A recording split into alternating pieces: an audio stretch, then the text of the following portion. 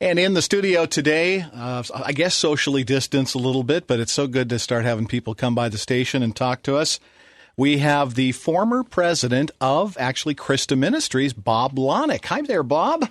Hey, Mark. How you doing? Great to be at least across from each other. At least across from you. You came in the studio with a mask, but you took the mask off now. It's kind of hard to talk through the mask when you do an interview. So. Yeah, totally. I know. Tried it a few times. Hey, well, you have been really busy in your time away from Christa. Now, tell us a little about your history in a nutshell, Christa. You came here, 12 and a half years ago. Yeah, I was back in Washington, D.C., and got a call, and my wife said we should move here. Okay. Because the kids are here. All right. And that was God calling. So your kids kind of led the way on that. They were here already. Yeah. Well, yeah, we had actually two of our sons and grandkids. So secret prayers of my wife to motivate God to move us out here. That was it. That's how it works a lot of times. Yeah. So you were a president of Christa for about 12 years, got a lot done with Christa during that time. You've been off for about 2 years, and then because COVID hit, you had even more time to think about things, and you wrote a book. Tell us about why you wrote the book, Live Large.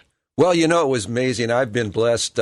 I've had sort of three different parts of my careers. I worked for Young Life for 33 years, did all kinds of things, traveled around the world, and then I moved to Washington, D.C., worked with the International Justice Mission on justice issues around the world, and then with Christa. And the same thing, a lot of the Christa Ministries, besides the media, World Concern, et cetera, I would go around the world.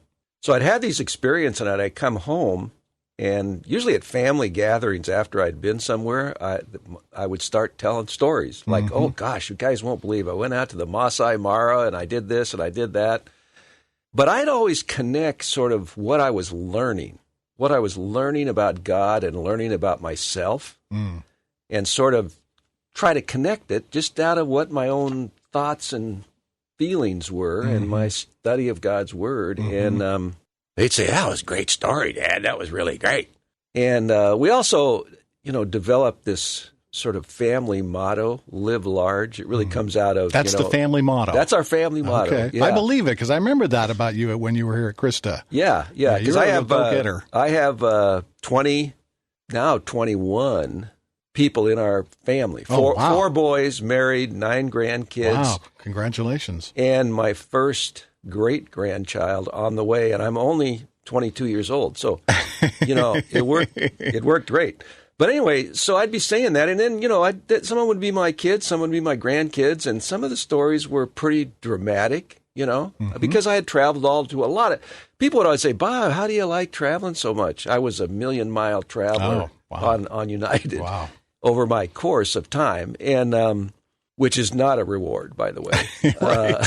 And they'd say, well, how do you like traveling? What do you think about Italy? What do you think about Spain? What do you think about France? I go, never been there. I've been to Cambodia.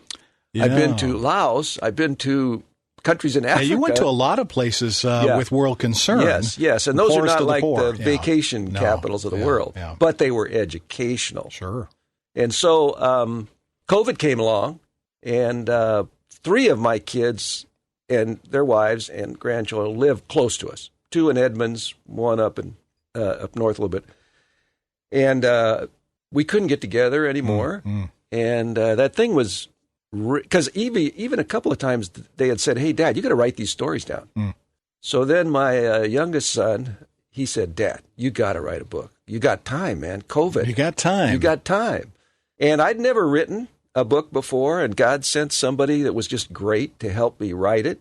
And I took a year, and it's not a huge book, but it's taking the story. Each book is, and you can see it when you open the book at the very beginning after I dedicate it. It's subtitled 7 Large Lasting Lessons for Navigating Life's Twists and Turns. In the very beginning of the introduction, the first thing says, what led me to write this book? This verse, Isaiah 55:8. For my thoughts are not your thoughts, neither are your ways my ways, declare the Lord. Well, that's really kind of a mind-boggling thing, because especially I would say this to my kids once in a while. Sometimes my gifts are my greatest curse. The things I can do well, sure, I tend to depend on them. Sure. And I had to learn that my natural inclinations oftentimes, or my natural way of seeing things, Jesus said, let him who has eyes to see, let him see, ears to hear, let him hear. Those things I see are not the way it really is. And God has to open our eyes, open our hearts, open our minds to his way of doing it. And I actually think that's the story of the whole Bible, right? Oh, yeah. Israel, everything else, like, you didn't quite get it right, guys. And so this is my mission, I think, for the rest of my life. It's why I do I do a newsletter every 2 weeks. I do consulting. Yeah, I do consulting. Coaching. And it's all the same thing. And the books, and you can find that at boblonac.com. But well, tell us about one of these lasting lessons. I think, and then this is kind of counterintuitive again, because knowing you are such a go-getter. The first lesson was that you needed to learn how to be still. Oh, man. That must be hard for you. Somebody said, Mark, I had a friend who said to me, hey, Bob, when you're doing something, you always got the next thing to do, even if you don't have another thing to do. Because by that time you made it up. And it's just, my upbringing. My dad taught me to work hard. I work hard. I like doing stuff. Sure. And then I come on this verse, be still and know that I'm God. And all my life, people had been saying, you got to have quiet time. You got to be with God. And of course, I was kind of in the professional career of developing Young Life and iJam and Krista. And I would try. It was hard, but I always had a lot to do. Oh, yeah. So then 2 things happened. My youngest son had a daughter, and it was my last grandchild. And I thought I would start off with this story because it's not one of the big dramatic stories that are in the other 6 chapters. But I had a friend, beautiful African-American guy who's a really great friend of mine who taught me. He said, Bob, you got to walk your granddaughter every day and sing the same song. And I'm like, oh, my gosh, what do I sing? So I figured out the song. And what's the song? The song, believe it or not, okay, everybody laughs at this one because they think it's going to be some Bible thing.